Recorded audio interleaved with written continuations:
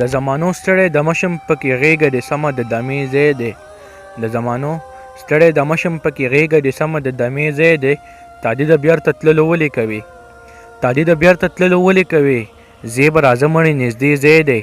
د جانان کور راته معلوم نه دی خو د جانان کور راته معلوم نه دی خو دومره خبر یم چې د دې ځای دی ملګرو سلامونه نیکې هیلې او ډېر زیات احترامات مینه محبتونه او ښه ساتنه مې ومنئ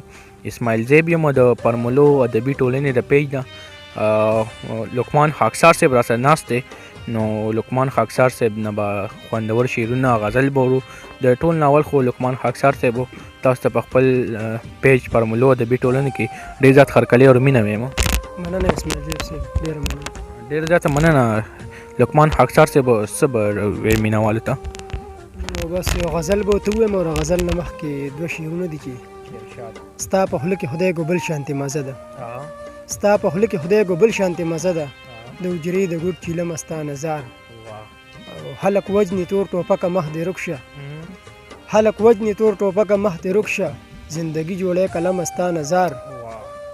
لقمان وایي زه د یار درنې خبرې لقمان وایي زه د یار درنې خبرې په درنو کاڼو تلم ستا نظر او غزل درته وایم چې که ستا د مخ مې په قدم قدم ارمان کړی دی که ستا د مخ مې په قدم قدم ارمان کړی دی حالي لاسونه به در نشم ما قرآن کړی دی پردو زما خرې خبرې سره ټیک ویلي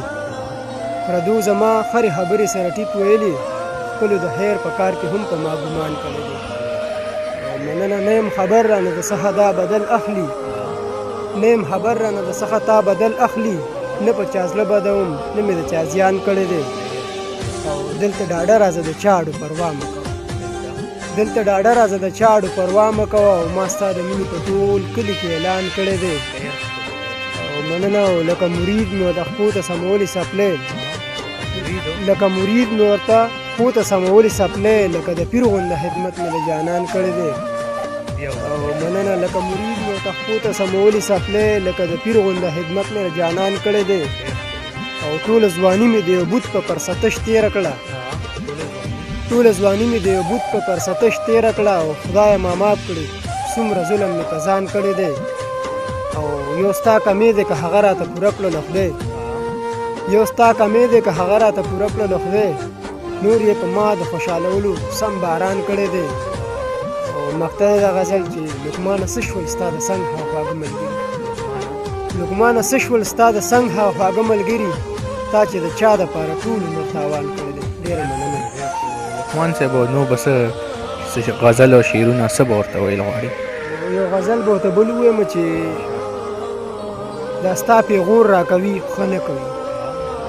دا ستا پیغور راکوي ښه نه کوي زړه له زور راکوي ښه نه کوي چې پرخرونه یې ناسور کړل زما اوس چې ټکور راکوي ښه نه کوي او زما په غوښو د کارغان ماړه شي زما په غوښو د کارغان ماړه شي ماله چې ګور راکوي ښه نه کوي او جواب چې ماله تربورانو په سر جواب چې ماله تربورانو په سر خپل سکرور راکوي ښه نه کوي چې هر ماښام مې د کور ورټه کوي چې هر ماښام مې د کور ورټه کوي هغه کپور راکوي ښه نه کوي او مننه او د بل په سر مې دې په دار کې خیر دی د بل په سر مې دې په دار کې خیر دی نوم چې د تور راکوي ښه نه کوي او لقمان لاسو کې د امن په نوم لقمان لاسو کې د امن په نوم سکروټې اور راکوي ښه نه کوي ډېره زیاته مننه لقمان خاکسار صاحب چې موږ دومره ټیم راکړو ډېره مننه ښه د وباد ډېره زیاته مننه ملګرو د لقمان خاکسار صاحب تاسو ولیدو امید ساتم چې د شعرونه غزل به ستاسو خوښ شوي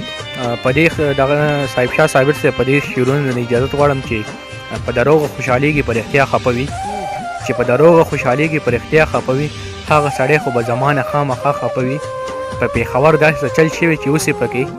په پېښور داسې چل شوی چې اوس یې پکې زړه به دې تنګ وي په وجود کې به دې ساه خفه وي او زه د زړه منم خو څه خبره ومنمه زه د زړه منم خو څه خبره ومنمه دغه د ستا نه مرور دی خو په تا خفه وي او څه لیونی دی چې په یو ځای کې خوشحاله نه وي